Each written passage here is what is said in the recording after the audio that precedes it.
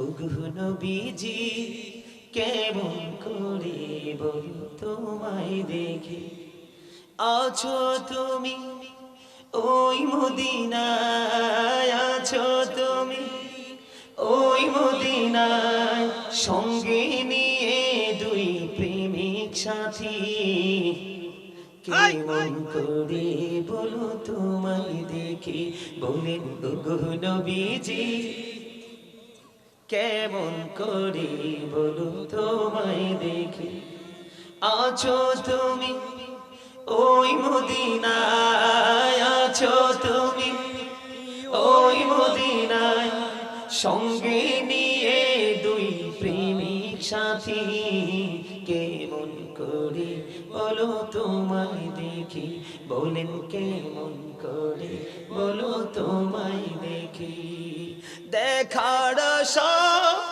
আমার মনে পুষে রেখেছি আপন করে বলেন দেখার আশা আমার মনে পুষে রেখেছি আপন করে পাই যদি গো নবী তোমার দিদার পাই যদি গো নবী তোমার দিদার শীতল হবে মোর দুটি আঁখি কেমন করে বলো তোমায় দেখি বলেন ওগো নবীজি কেমন করে বলো তোমায় দেখে ভাল লাগছে ভালো ভালো ভাল লাগছে ভালো মারহাবা মজা লাগছে মারহাবা বলেন মারহাবা এটা লেখাও আমার সুরও আমার পুরোটা শুনতে চাইলে অনলাইন থেকে কালেক্ট করলে আলহামদুলিল্লাহ বলেন আর জোরে বলেন না আরেকটু মনে করতে বন্ধু আমার নবী মদিনায় থাকা অবস্থায় 27টি যুদ্ধ করেছে কয়টি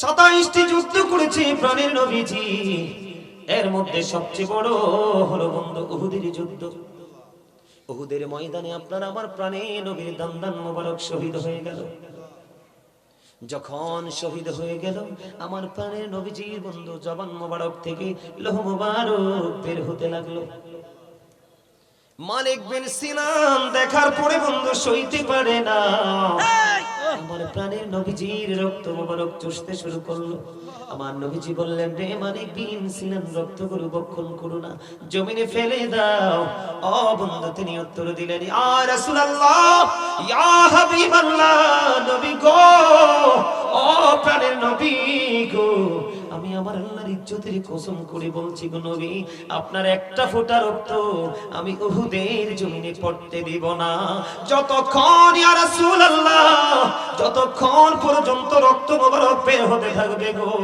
আমি বক্ষণ করতে থাকব যেমন কথা তেমন ভাবে ও বন্ধু প্রাণের নবীজির নূরানি রক্ত মোবারক বন্ধু বক্ষণ করতে থাকলো রক্তগুলো বক্ষণ করতে করতে করতে করতে করতে করতে বন্ধু সর্বশেষ রক্তের ফোঁটা যখন চোষা শেষ হয়ে গেল গো আমার নবীজি বলে দিলেন তোমরা দুনিয়ায় যদি কেউ জান্নাতি মানুষ দেখতে চাও তাহলে মালিক বিন সিনানকে দেখে নাও জোরে জোরে বলুন সুবহানাল্লাহ এই জন্য বন্ধু আমি আরেকটা গজল লিখছি একটুখানি শোনাবো শুনবেন ইনশাআল্লাহ আপনারা আমার সাথে গাইবেন আরো জোরে গাবো ইনশাআল্লাহ গজল ধরলে একটুটা বাড়াইতে পারো না আপনারা কথাগুলো খেয়াল করবেন এই তো যে সুন্দর নূর নবীজি নামটি মধুমাখা তুমি ছাড়া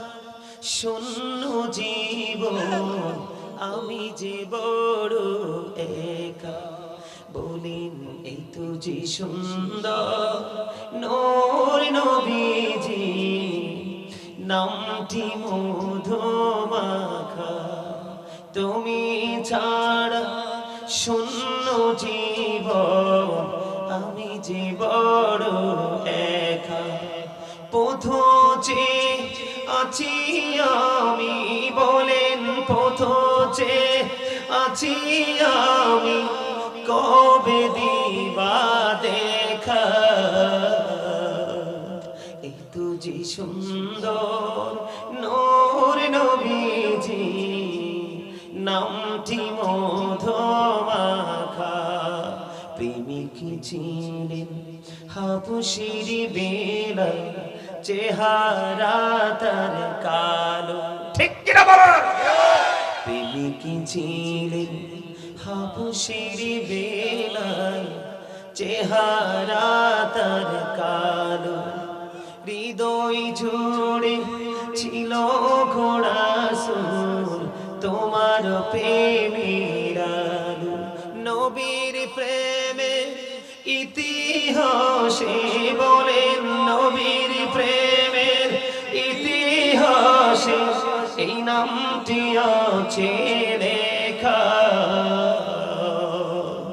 এত যে সুন্দর নূর নবীজি, নামটি মধুমাখা।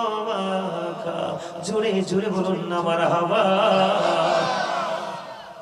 ভাল লাগছে? এই গজলটা যখন লিখেছিলাম রাত্র প্রায় 2 থেকে 2:30টা, ঘুম আসে না আমার। মানে কানের ব্রেইনের চারপাশে মনে হয় যেন একটা শোর ঘোরাফেরা করছে। তখন আমি খাতা ডায়েরি কলম নিয়ে ডায়েরি নিয়ে বসে গেলাম। ঠিক সেই বসাতে আমি গজলটা লিখেছি। আপনারা অনলাইন থেকে শুনবেন। যারা প্রকৃত আশিকে রাসূল তাদের চোখের পানি ধরে রাখতে পারবেন না কথাগুলো শুনলে। আল্লাহ কবুল করেন এক সকল বলেন আমিন। আপনাদের এই সুহাতার যুবক, তোমাদের জন্য আফসোস আমি করে গেলাম। আমার সময় ঘনিয়ে আসছে, আমি নেমে যাব। তোমাদের জন্য আফসোস রেখে গেলাম। তোমাদের জীবনের শেষ কোথায় আমি জানি না। তোমাদের আজকের পরিস্থিতি দেখে আমার আরেকটা গজল মনে হয়েছে, একটু গাইবো। আরেকটা গজল, সেটা আমার লেখা, আমার সুর। বর্তমান প্রেক্ষাপট দেখে আমি গাইতে চাই। যুবক ভাইরা, তোমরা শুধু আমার গজলের কথাগুলো একটু শুনবা আমি কি বলি। জুলুম যারা করলা বন্ধু, হারাইলা দুকুল, জনম জনম কে দিও তোমার হবে না মাসুল।